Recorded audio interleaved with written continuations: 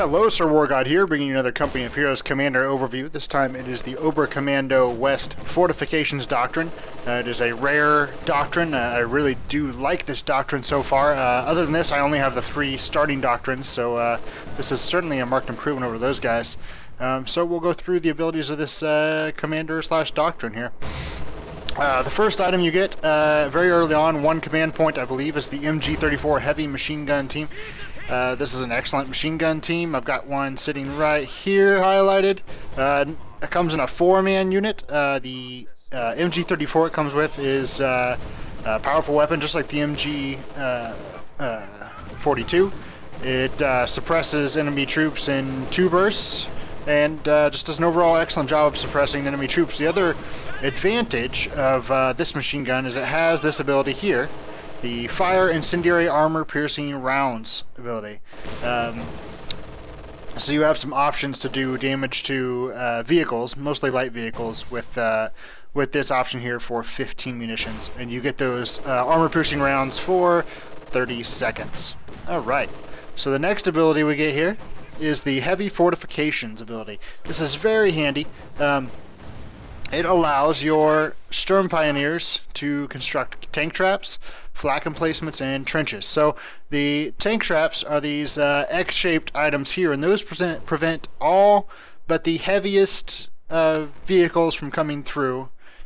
So they're very handy to put at choke points, places where you don't want the enemy to bring armor through. And once you have this passive upgrade, you can build them at no cost. They take a little while to build. I'll go ahead and build 1 so you can see the time it takes. They take a little bit of time here. So if you're going to build a big line of them, just make sure you keep these guys covered with a Kuba wagon or something. The next item they get here with the heavy fortification ability is the Flak Emplacement. So I've built a Flak Emplacement right here. This is a 2cm Flak 38 emplacement. Very handy point defense weapon. Has a relatively small radius. It'll go right about to the edge of this circle right here for this mid command point, control point I mean. The excellent thing about this weapon is it suppresses infantry immediately. It'll do damage to light vehicles, and it just absolutely rapes infantry. Just absolutely rapes infantry. Now, the downside is this 2-man crew is very vulnerable, easy to kill, and once they are killed, this flak gun is still available to be taken over by the enemy troops or your troops. So you have to be careful about that. These flak emplacements can be taken over by the enemy once they kill your crew. These flak emplacements, let's see here.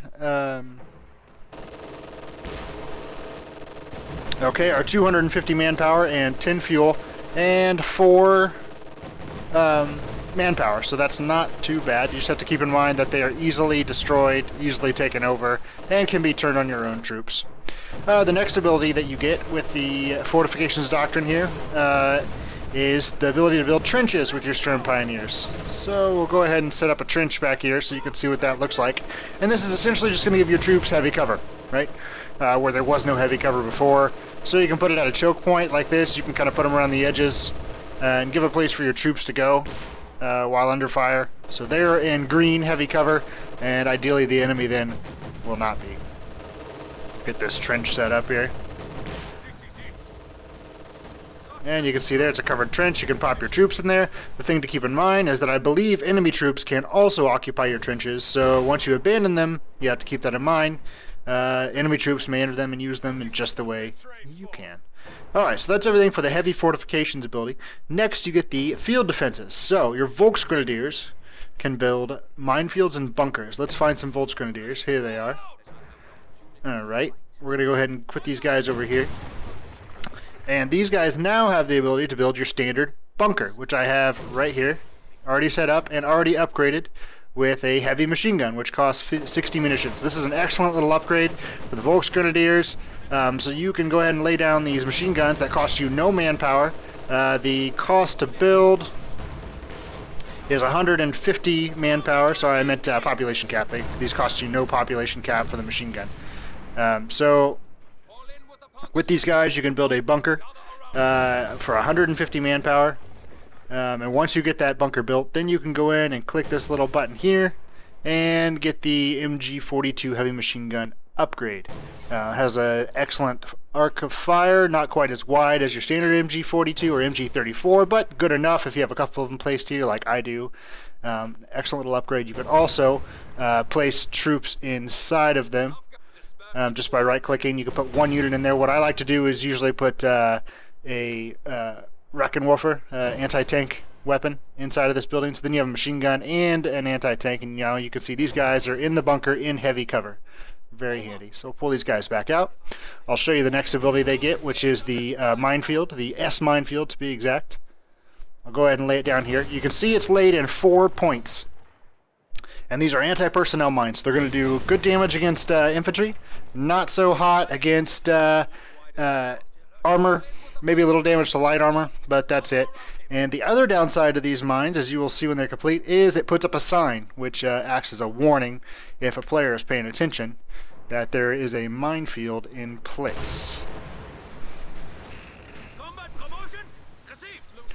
Alright, there's your minefield, and here is your sign behind that pole.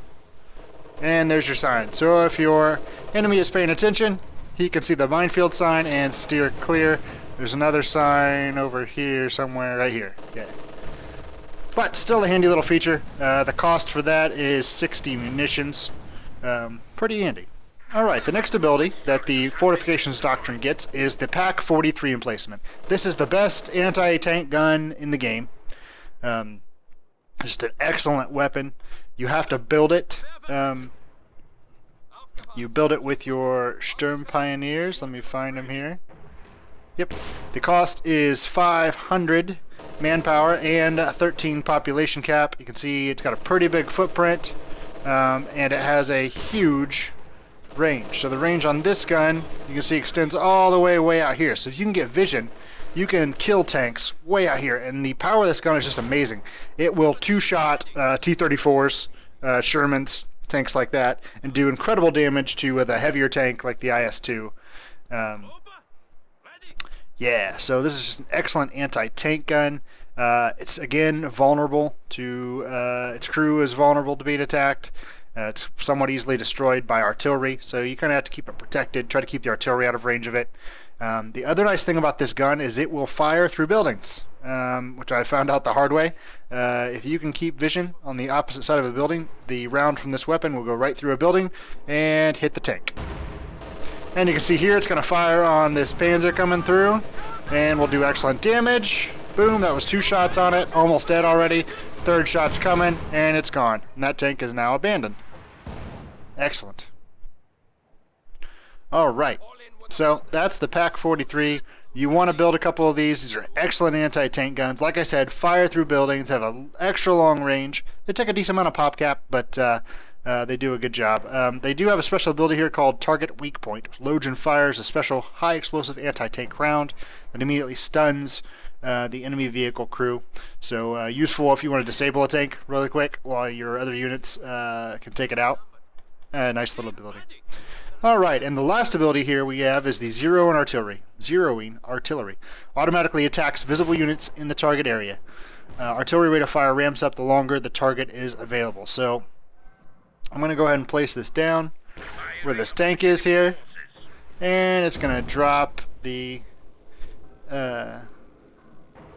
flares on in and call in zero artillery. The longer enemy troops are in range here, the more fire is going to come down on them. We'll see how long this lasts.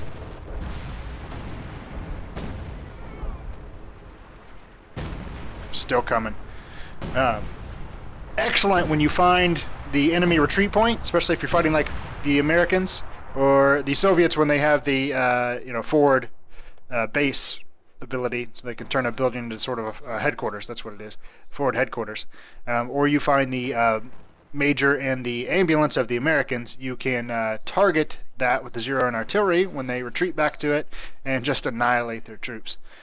Well, that pretty much does it for the Oberkommando West Fortifications Doctrine. I hope you guys enjoyed. I hope this was helpful. Please give me a like. I'd really appreciate it. And subscribe to my channel. I'll put some more stuff out. I appreciate it. Thanks. Sir War got out. Bye-bye.